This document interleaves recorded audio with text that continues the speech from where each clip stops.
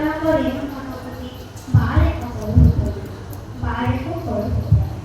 কৃষ্ণ শ্ৰদ্ধা বৈষ্ণৱবৃন্দ আৰু আই মাতৃসকল, আজি বক্তৃতা প্ৰতিযোগিতাৰ বাবে এনে এখন মহান পুথি নিৰ্ধাৰিত কৰি দিয়া হৈছে যাৰ অবিহনে আমাৰ জাতীয় জীৱনৰ কথা কল্পনাই কৰিব নোৱাৰি, যাৰ অবিহনে নামঘৰ সত্ৰ আদি সকলো আধৰুৱা হৈ ৰ'ব। হয়, সেই মহান পুথিভাগি হৈছে মহাপুৰুষ শ্ৰীমন্ত শংকৰদেৱৰ দ্বাৰা বিৰচিত কীৰ্তন ঘোষা, যাক গুৰুজনাৰ সাহিত্যিক জীৱনৰ কীৰ্তিস্তম্ভ বুলিও কোৱা হয়। প্ৰাচীন হিন্দু গ্ৰন্থসমূহ সংস্কৃত ভাষাত ৰচিত হোৱাৰ বাবে জনসাধাৰণৰ বাবে বোধগম্য নহয়।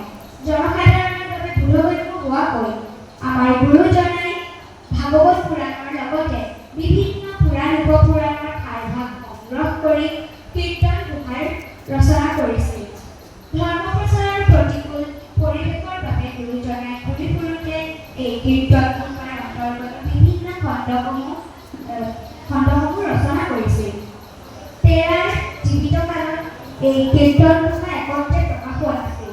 তেওঁৰ মৃত্যুৰ পিছত তেওঁৰ প্ৰিয় শিষ্য মাধৱদেৱে তেওঁৰ ভাগিনীয়েক ৰামচৰণ ঠাকুৰৰ হতুৱাই এই কীৰ্তন ঘোষাৰ বিভিন্ন ঠাইত সিঁচৰিত খণ্ডসমূহ একত্ৰে সংকলন কৰি কীৰ্তন ঘোষা নামেৰে প্ৰকাশ কৰে।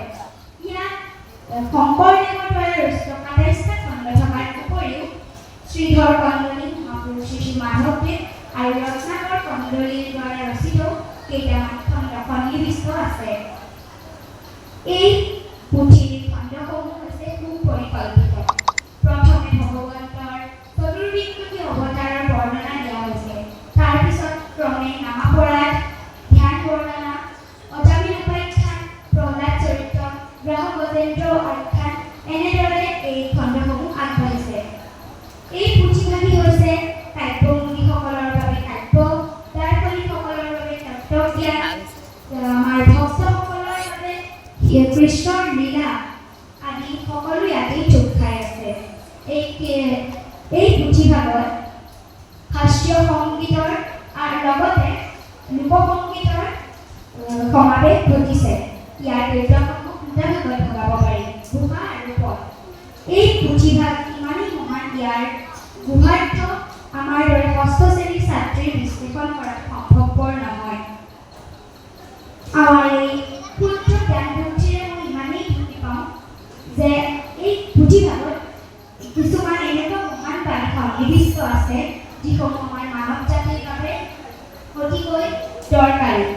শেষত মই এটাই কথা ক'ব খুজিছোঁ, এই পুথিভাগৰ নামটো যদি আমি ওলোটাকৈ কওঁ শিৱ নৰ্তকী, আৰু ইয়াৰ অৰ্থ মই এটাকে পদেৰে ব্যাখ্যা কৰি মোৰ এই চমু বক্তব্য সামৰিম।